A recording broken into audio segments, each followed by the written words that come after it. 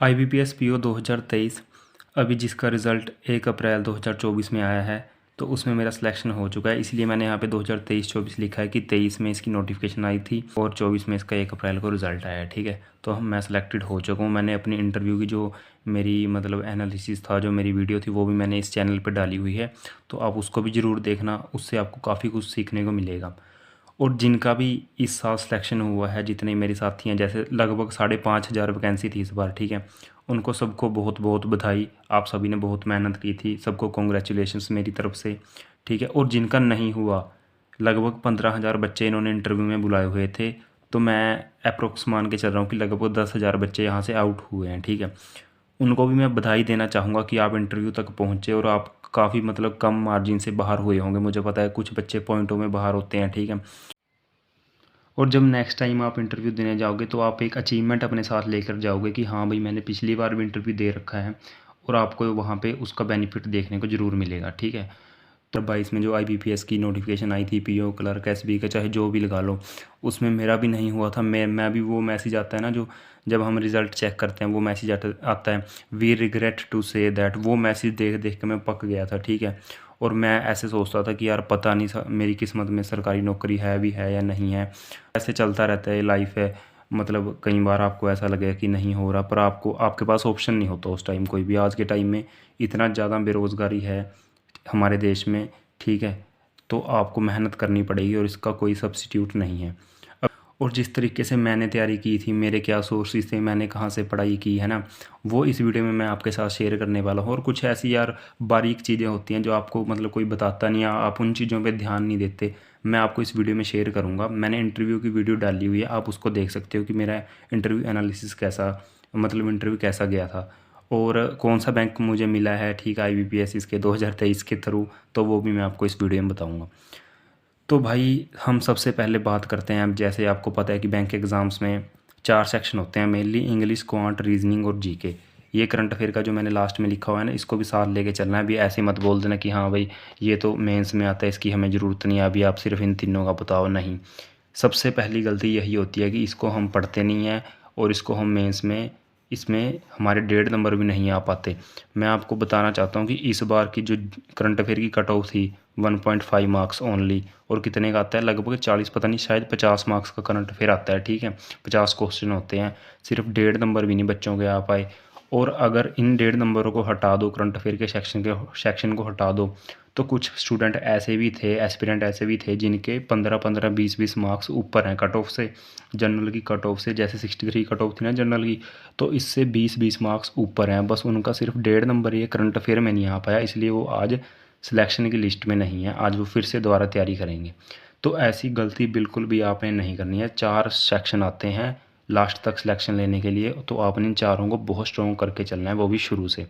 ठीक है, तो मैं भाई सबसे पहले इंग्लिश की बात करूँगा। मैंने इंग्लिश कहाँ से पढ़ी और आप कैसे तैयारी कर सकते हो। ठीक है, अब यार यहाँ पे ना काफ़ी फैक्टर आते हैं। जैसे एक स्टूडेंट तो हुआ है जिसने सब पहले पढ़ाई मतलब इंग्लिश मीडियम में की हुई है। ठीक है, उसको ज़्यादा कोई ख़ास दिक्कत नहीं है। उसके लगा लो, मैं मान के चलता हूँ कि क्लैरिकल के एग्ज़ाम्स में उसके, अगर वो मॉक लगाता है, उसके आ जाते हैं 22-23 नंबर। ठीक है, क्लैरिकल में।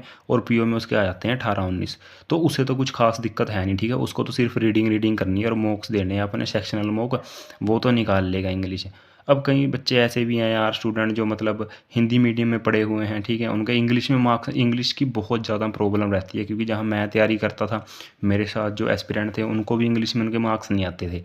ठीक है, और मेरे इंग्लिश में हमेशा से ही मतलब ठीक मार्क्स रहे हैं। मैं बहुत ज़्यादा तो नहीं बोलूँगा कि बढ़िया थे, पर ठीक रहे हैं। तो मैं इंग्लिश को आपको उस स्टूडेंट की सोच के बता रहा हूँ कि जिसके इंग्लिश में कम मार्क्स आते हैं। जैसे मान लो क्लैरिकल में आपके 15-16 मार्क्स आ रहे हैं, तो मैं ये मान के चल रहा हूँ कि इसकी स्ट्रेटजी आपको मैं बताने वाला हूँ। ठीक है, और मैंने यार मतलब बिल्कुल जीरो से शुरू कर दिया था कि मुझे चाहे जितना भी आता हो, पर मैं शुरू से पढ़ूंगा। ठीक है, तो ये देखो, अब निमिषा बंसल मैम का आपको पता होगा, अगर नहीं पता है तो यूट्यूब पे सर्च कर लेना, आपको मिल जाएंगे। ठीक है, वो बैंकिंग का ही पढ़ाते हैं मेनली इंग्लिश। अब यार उनका ना यूट्यूब पे ही एक कोर्स है फ्री में, बिल्कुल फ्री। ठीक है, उनकी 50 आवर्स की एक प्ले लिस्ट है यूट्यूब पे। अब मैं आपको जो स्क्रीन पे चल रही है ना, ये दिखा देता हूँ। अभी आप देख लो कि ये वाली प्ले लिस्ट है उनकी, आप सर्च कर लेना, आपको मिल जाएगी। तो वो प्ले लिस्ट मैंने देखी भाई पूरी, एक एक वीडियो देखी, उनके नोट्स बनाए अच्छे से।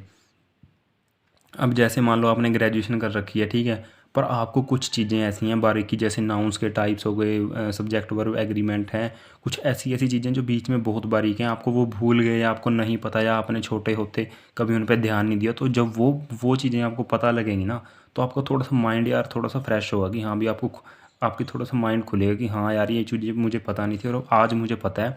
उसकी वजह से आपको थोड़ा सा कॉन्फिडेंस आएगा इंग्लिश में, ठीक है। तो अगर हो सके, क्योंकि अभी मैं ये वीडियो इसलिए बना रहा हूँ कि अभी टाइम है आपके पास तैयारी करने का, अभी आप सिलेबस भी कर सकते हो 2 महीने में, उसके बाद साथ में प्रैक्टिस भी कर सकते हो। अब अगस्त में आरआरबी का शुरू हो जाएगा, तो उसके बाद ये टाइम नहीं रहेगा कि आप 50 घंटे की क्लासेस देख लो। मैं क्या करता था, मैं 1 घंटा रोज़ लगाता था। अब ज़्यादा इंटरेस्ट बन गया तो मैं 2 घंटे की भी क्लास, लिस्ट आपने एक बार पूरी देख लेनी है। अब मैं इसमें बता देता हूँ, सबसे पहले आपने कौन सा देखना है, पहले नाउन कर लेना, ठीक है। उसके बाद सब्जेक्ट वर्ब एग्रीमेंट एक टॉपिक है, वो पूरा कर लेना, ठीक है। उसके बाद जितने भी क्लासेस हैं रीअरेंजमेंट की, ठीक है, बाकी पैरा जंबल की, सारे आपने कंप्लीट करने हैं। वहाँ से आपको बहुत बढ़िया कॉन्फिडेंस आएगा। और मैं अपने नोट्स दिखा दूंगा आपको, मेरे नोट्स, एक मिनट, ये देख लो, ये मेरे नोट्स हैं, ठीक है। ये मेरे नोट्स हैं। अब मैं थोड़ा सा, जैसे एक्टिव पैसिव वॉइस सीजीएल में आते हैं ना, और नरेशन वगैरह सीजीएल में आते हैं, तो मैंने बीच में एसएससी का भी पेपर दिया था, तो मैंने सीजीएल का मेंस दे रखा है 2 बार, तो उसके लिए मैंने ये भी पढ़े थे, ठीक है। अब मैं आपको दिखाता हूँ, मैंने एक एक नोट्स बनाया हुआ है यार मैम का। और ये देखो, ये है एक्टिव पैसिव भी चल रहा है ना, ये नरेशन आ गया, ठीक है। और यहाँ से बताता हूँ, ये आ गया सब्जेक्ट वर्ब एग्रीमेंट, ठीक है। और मैंने रिवाइज़ कर रखा है, ये जो हाईलाइट दिख रहे हैं ना, बार बार रिवाइज़ कर रखते हैं चीज़ें। यहाँ से देख लो, ये नाउन आ गया, ठीक है। तो ये नोट्स, अगर किसी को ये नोट्स भी चाहिए होंगे ना, तो यार मैं करवा के ना वो, मतलब पीडीएफ वगैरह इसकी बनवा के आपको दे दूँगा। मैंने अपनी इंग्लिश इम्प्रूव की थी, ठीक है। मतलब मेरे भी ऐसा नहीं है कि मेरी काफ़ी बुरी इंग्लिश थी, मेरे भी लगभग क्लैरिकल में मॉक में 20-21 नंबर आ जाते थे, तो मैंने उनको बढ़ाया है। मैंने उनको 26-27 पे लेके गया मैं उनको, ठीक है, कि हाँ भी मेरे एग्ज़ाम में भी 27-28 मार्क्स क्लैरिकल में आ रहे हैं, और पीओ में मेरे 23-24 तक आ रहे हैं, जो कि काफ़ी अच्छे मार्क्स माने जाते हैं इंग्लिश में। तो इस तरीके से मैंने बढ़ाया। और बाकी मैं क्या करता, जैसे मैंने आपको बता दिया कि मैंने नोट्स बनाए थे। अगर आपके पास टाइम है, मैं वैसे मैम पीडीएफ देंगी, पर अगर आपको लगे कि नोट्स बनाने चाहिए तो आप बना सकते हो। फिर एक न्यूज़पेपर का रहता है, मैं न्यूज़पेपर बाई डेली रीड करता था। अब वैसे तो मैं द हिंदू पढ़ता था, फिर बीच में क्या हो गया, बीच में द हिंदू ऑनलाइन मिलना बंद हो गया, ठीक है, जो मुझे पीडीएफ मिलती थी। फिर मैंने इकोनॉमिक्स टाइम्स भी पढ़ना शुरू कर दिया था, ठीक है। अब इससे क्या होता है, जैसे आपने एक जो वर्ड मीनिंग है, जो वोकैब है, आज पढ़ा। जैसे मान लिया आपने एक वर्ड है द हिंदू में, सबसीक्वेंट, ठीक है। ये बहुत आता है, बहुत, मतलब हर एक पैरा में यूज़ होगा ये। तो आपको, मैं पहली बार आपने पढ़ा, आपको इसका मतलब नहीं पता, फिर आपने चेक किया, आपने उसका लिखा, वो लिखने हैं वर्ड जो आपको नहीं पता ना, वो लिख लेने, उनके मीनिंग हिंदी में लिख के, और उनको रिवाइज़ करना है डेली डेली। फिर आप जब दूसरे दिन सब्सिक्वेंट पढ़ोगे तो आपको पता लग जाएगा हाँ किसका ये मतलब है, फिर आप उसका पूरी लाइन का मतलब निकाल पाओगे। इसलिए मैंने यहाँ पे वोकेबलरी को स्टार मार्क कर रखा है, क्योंकि सबसे ज़्यादा इंपॉर्टेंट मुझे ऐसा लगता है कि मेरी फीलिंग है, जो मेरा एक्सपीरियंस रहा है, वोकेबलरी बहुत ज़्यादा इंपॉर्टेंट रोल भाई प्ले करती है। मेंस में ना, मैं आपको बताता हूँ, एसपीओ के मेंस की इंग्लिश में एक क्वेश्चन आया हुआ था, ओवर्टली, ठीक है। और जिन्होंने मेंस दिया हुआ है ना, उनको पता हुआ ये कवर्टली और डेलिबरेटली, ठीक है। चल मैं पूरा नहीं लिखता, मैं बताता हूँ, ओवर्टली, कवर्टली, डेलिबरेटली। अब मुझे डेलिबरेटली का मीनिंग तो पता है, इन दोनों का मतलब नहीं मुझे पता, ठीक है। इन दोनों का मुझे मतलब पता नहीं। और मैं बताता हूँ कि मैंने सिर्फ यही क्वेश्चन छोड़ा था, सिर्फ इसी की वजह से कि मुझे ये इनका मतलब नहीं पता। और ऐसे ऐसे बहुत सारे क्वेश्चन थे जिनमें अगर आपको वर्ड का मीनिंग पता है तो आप उसको अटैम्प्ट कर पाओगे, अगर नहीं पता तो उसको आप अटैम्प्ट नहीं कर पाओगे। तो बहुत अच्छे से इसको बिल्कुल नकारना नहीं है, इसको बहुत अच्छे से ध्यान देना है, इस चीज़ को, वोकैब को आपने डेली रिवाइज करनी है, तो आपकी बहुत अच्छी हो जाए, ठीक है। और उसके बाद आपको बीच में टाइम लगे, सेक्शनल मॉक दे के देखो कि भाई क्वेश्चन कैसे आ रहे हैं, ठीक है। जब भी आपको टाइम लगे, जब भी बस मैं बोल रहा हूँ ना कि जब भी टाइम लगे तो सेक्शनल मॉक जरूर दो, कि क्वेश्चन कैसे आ रहे हैं, किस तरीके से अटैम्प्ट करना है, 20 मिनट में कैसे क्वेश्चन अटैम्प्ट करने हैं, कौन से पहले पिक करने हैं, कौन से आसान है, पैसेज बाद में करना है। रीडिंग कंप्रीहेंशन का बहुत ज़्यादा रोल रहता है, वो आपके सेक्शनल मॉक से हो जाएगा। दो हिंदू की जब रीडिंग करोगे, किसी पेपर की इंग्लिश रीडिंग करोगे तो आपका कवर हो जाएगा, ठीक है। तो इस तरीके से इंग्लिश की मैंने प्रिपरेशन की थी। अगर आप भी इस चीज़ को मतलब एक बार यूज़ करके देखना है पूरे इस मेथड को, आपकी भी काफ़ी इंप्रूवमेंट आपको देखने को मिलेगी। और अब हम बात करते हैं क्वांट की। यार क्वांट में ना वैसे मेरे भी इतना अच्छा मेरा स्कोर नहीं रहा है, ठीक है। क्वांट का मेरे भी थोड़े से डामाडोल ही था सिस्टम, पर मैं शुरू में ना मैं बहुत इधर उधर भटका, मैंने काफ़ी टीचर चेंज किए। फिर मैं आपको बता देता हूँ, एसबीआई क्लैरिकल के टाइम ना, एसबीआई क्लैरिकल के टाइम मुझे हर्षल अग्रवाल सर का पता लगा, फिर मैंने उनको फॉलो करना शुरू किया। और एसबीआई क्लैरिकल मेंस में जिसकी वजह से मेरा काफ़ी मतलब अच्छा मैंने अटैम्प्ट किया था वहाँ पे। तो आंखें बंद करके इन सर पे विश्वास आप कर सकते हो। और नहीं भी करना तो आप इनकी पहले यूट्यूब पे वीडियोस देखो, यूट्यूब पे बहुत सारी वीडियोस इनकी डाली हुई है, पूरा सिलेबस आप यूट्यूब से भी कर सकते हो, ठीक है। आपका अगर मन है आप इनकी वीडियो देख लो, आपको अच्छे से समझ आएगा कि कैसा पढ़ाते हैं, ठीक है। एक बार तो आपको क्वांट का सिलेबस पूरा करना ही पड़ेगा, तभी आपको कॉन्फिडेंस आएगा कि मेरा सिलेबस पूरा है, मेरी सिर्फ प्रैक्टिस बाकी है। अगर आप ये सोचोगे ना कि पहले मॉक लगा लेता हूँ, देख लेता हूँ कैसे क्वेश्चन आ रहे हैं, क्वाड्रेटिक इक्वेशन कर लूँगा, नंबर सीरीज़ कर लूँगा, ठीक है, सिंप्लीफिकेशन कर लूँगा और ये प्री निकाल लूँगा, फिर मेंस की देखी जाएगी, आपको हर पल ये डर सताता रहेगा पूरी जर्नी में कि यार मेरा सिलेबस कंप्लीट नहीं है, मेरा सिलेबस कंप्लीट नहीं है, पता नहीं एग्ज़ाम में कौन सा क्वेश्चन आ जाएगा, ठीक है।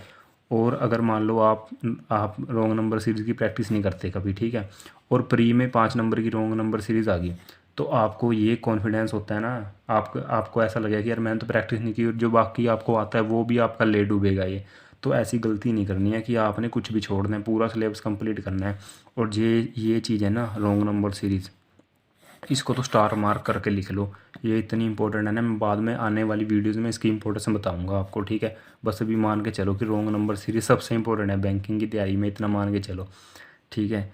और स्पीड मैथ तो बिल्कुल नहीं भूलना। स्पीड मैथ का मतलब क्या है? स्पीड मैथ का मतलब ये है कि टेबल याद करने हैं 30 तक मुझे आज भी टेबल याद है, ठीक है, 30 तक याद करने हैं। अगर जब तक नहीं टेबल याद करोगे, गारंटी देता हूँ कि मैथ में स्कोर इम्प्रूव नहीं होगा आपका। स्क्वायर याद करने हैं, क्यूब से याद करने हैं। अब आप कुछ लोग ना यहाँ पे ऐसे सोचेंगे कि यार क्या बातें हैं, ये टेबल स्क्वायर क्यूब याद करके बैंकिंग का पेपर निकाल लेंगे। भाई आज मान लो, चाहे कल मान लो, चाहे अगले साल मान लेना, चाहे 2 साल बाद मान लेना, ये छोटी छोटी चीज़ें हैं ना, हैं बहुत ज़्यादा इंपॉर्टेंट है, इन्हीं से एग्ज़ाम निकलते हैं। जो बच्चे आज ऑफिसर बने हुए हैं ना, वो इन्हीं चीज़ों से एग्ज़ाम क्लियर करके बैठे हैं, ठीक है। एग्ज़ाम शॉर्ट्स देखने से, रील्स देखने से नहीं निकले, किसी की मोटिवेशन देखने से। ये छोटी छोटी चीज़ें ही आपकी पूरी प्रिपरेशन में साथ देती हैं। तो मान के चलो भाई, प्लीज़ ये रिक्वेस्ट वाली बात है, इसको टेबल स्क्वायर क्यूब्स को सबसे पहले याद करो मैथ में। उसके बाद क्या करना है, अपना जो कैलकुलेशन है जैसे मल्टीप्लिकेशन डिवीज़न वगैरह, इसके मेथड सीखो कि हम फास्ट कैसे कर सकते हैं, माइंड कैलकुलेशन यूज़ करना। मैथ में सबसे ज़्यादा ज़रूरी कैलकुलेशन है, ठीक है। तो ये करने के बाद अब फिर एक बार सिलेबस कंप्लीट करो, फिर प्रैक्टिस धड़ाधड़। बाकी आने वाली वीडियोज़ में मैं आपको यार हर एक सेक्शन की अलग से वीडियो बनाऊँगा, पूरी स्ट्रेटजी बताऊँगा, अच्छे से एक्सप्लेन करूँगा, ठीक है। तो आपको कोई टेंशन लेने की ज़रूरत नहीं है। आपकी इस जर्नी में मेरा भी आपके साथ पूरा पूरा साथ रहेगा। क्योंकि यार जब मैं पिछले साल तैयारी कर रहा था ना, 2023 के बिल्कुल स्टार्टिंग में, लगा लो कि 2023 के अप्रैल मई जून में, उस टाइम मैं भी बहुत ज़्यादा वीडियोज़ देखता था। और मैं ज़्यादा टीचर्स की वीडियोज़ नहीं मैंने देखी, ज़्यादा मैंने देखी हैं एस्पिरेंट्स की, जो जो सिलेक्ट हो चुके हैं, जो वीडियो थे। क्योंकि यार उनका एस्पिरेंट ने एग्ज़ाम दिए हैं ना, टीचर भी एग्ज़ाम नहीं दे रहे हो, 10 साल पहले उन्होंने पढ़ाना शुरू किया था, ठीक है। तो आज उसी स्ट्रेटजी से लगभग चले रहते हैं। बच्चा आपको ट्रू एक्सपीरियंस बता सकता है जो सिलेक्ट हुआ है, ठीक है, कैसा एग्ज़ाम आता है कैसा। बस आपने अपने मतलब के 3-4 टीचर को फॉलो करना है, जो आपको सिलेबस कंप्लीट करा दें, आपको पढ़ा दें, बाकी फालतू किसी की मोटिवेशन नहीं लेनी।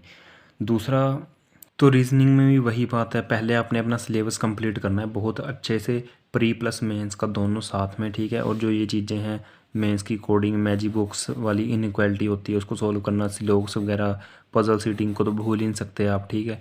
ये वाली आपने अच्छे से एक बार करके किसी टीचर से, उसके बाद धड़ाधड़ प्रैक्टिस पे लेनी है, ठीक है। और जिसकी बात मैंने बिल्कुल स्टार्टिंग में की थी, करंट अफेयर, इसको तो हम भूल नहीं सकते, ठीक है। शुरू से जब आप पहले दिन से आप तैयारी करोगे ना, तब से आपने इसको लेके चलना है। अब जैसे मैं मान लो, मैं क्या करता था, मैं ना एक क्लास लगाता था डेली, मैं लगाता था अड्डा 247 पे आशीष गौतम सर की, ठीक है, क्लास। आप किसी की भी लगा सकते हो, मैं किसी का नाम नहीं लेना चाहता, मैंने लगाई है इसलिए मैं आपको अड्डा का बता रहा हूँ, ठीक है। उनकी लगभग लगा लो एवरेज 40 या 50 मिनट की क्लास होती है। तो मैं क्या करता था, मैं इनकी स्पीड कर लेता था, 1.5 कर लेता था, या फिर कई बार 2 पे भी कर लेता था स्पीड, ठीक है, ×2। तो ये फटाफट लगा लो कि मेरी आधे घंटे में ये क्लास कंप्लीट हो जाती थी, ठीक है। आधे घंटे में मैं अब मुझे तो आदत पड़ गई थी बहुत ज़्यादा स्पीड पे देखने की, और मैं नॉर्मल स्पीड पे तो मुझे बहुत ज़्यादा स्लो लगते थे आशीष सर, तो मैं मतलब फास्ट देखता था इन्हें। तो वो फटाफट करके फिर मैं नोट्स बनाता था करंट अफेयर के, ठीक है। अब जो जो देख ली, और सुबह लगा लो 8 बजे मैं क्लास देख ली, ठीक है। और मैंने इसके नोट्स बनाए हैं शाम को 5:30 या 6 बजे के आसपास। इससे क्या होता था, सुबह सुबह मैंने क्लास देखी है, मैंने 12 13 15 न्यूज़ पढ़ी हैं। जब शाम को मैं नोट्स बनाऊंगा तो वो मेरे एक तरीके से रिवीजन हो जाएगी, ठीक है। तो नोट्स बना लिए मैंने अपनी नोटबुक में, शॉर्ट नोट्स कहते हैं उसे, वो बना के फटाफट लिख लिए। अब जब अगले दिन मैं क्लास देखने जाऊँगा, सबसे पहले मैं अपनी नोटबुक निकालूंगा जिस जहाँ पे मैंने नोट्स बनाए थे, वो मैं रिवाइज़ करूँगा, फिर मैं दूसरी क्लास देखूँगा, फिर मैं शाम को फिर नोट्स बनाऊँगा। ये मेरा रूटीन रहता था करंट अफेयर का, ठीक है। इस तरीके से आपने डेली एक क्लास लगानी ही लगानी है। संडे को सर की वीकली क्लास होती है, ठीक है, वीकली क्लास होती है। उसके बाद जब मंथ कंप्लीट होता है तो मंथली क्लास होती है। और ये मंथली वीकली तो हर एक चैनल डाल देता था, आप किसी की भी देख सकते हो, कोई दिक्कत नहीं है इसमें। वीडियो सोर्स आपने एक ज़रूर फॉलो करना है, ठीक है। और ये इतना ज़्यादा इंपॉर्टेंट है ना, मैं आपको बता देता हूँ, क्योंकि जैसे नॉर्मल करंट अफेयर पढ़ते हैं उसमें सर बीच में और फाइनेंशियल अवेयरनेस की 3 4 चीज़ें बताएंगे डेली की, ठीक है। कुछ ना कुछ आपको नॉलेज मिलती ही रहेगी। जैसे मान लो फॉर एग्जांपल हमारे पास आ गया आरबीआई की कोई न्यूज़ है, तो आरबीआई के बारे में बता दें कि आरबीआई कब बना था, कौन इसका हेड है, कितनी इसकी सब्सिडरीज़ हैं, ठीक है। मैं, आप मानोगे नहीं कि मेरे पास उन्होंने इंटरव्यू में क्वेश्चन पूछा था कि जो बैंक होते हैं, ठीक है, बैंक और पॉलिसी, बैंक को पॉलिसी कंपनीज़ के साथ टाई अप करने का क्यों ज़रूरत पड़ी है। और भाई मैं सच बता रहा हूँ, ये वाला क्वेश्चन है ना जो आशीष सर लगा लो कि डेली अपनी क्लास में लोगों को बताते ही बताते हैं, क्योंकि बैंक का इंश्योरेंस एग्रीमेंट होते ही रहते हैं, ठीक है। आज के टाइम में बैंक और इंश्योरेंस कंपनी का तो होता ही रहता है एग्रीमेंट। तो ये सर मतलब लगभग लगा लो डेली बता देते हैं कि इसको बैंक और इंश्योरेंस कंपनी के बीच में जो एग्रीमेंट होता है इसको बैंक का इंश्योरेंस बोलते हैं। तो मैंने कभी ज़िंदगी में नहीं पढ़ा है, कहीं भी किसी बुक में नहीं पढ़ा, किसी न्यूज़ में नहीं पढ़ा था, पर डेली क्लास लगाने की वजह से मेरे दिमाग में रट गई थी। और मैंने इतने अच्छे से वहाँ पे एक्सप्लेन किया ना, ये मतलब वो बहुत ज़्यादा खुश थे मेरे इस आंसर से। तो ये डेली क्लास की इंपॉर्टेंस इतनी ज़्यादा है, क्या पता आपका कौन सा क्वेश्चन कहाँ पे बन जाए, इंटरव्यू में, मेंस में, कहीं भी कुछ भी हो सकता है।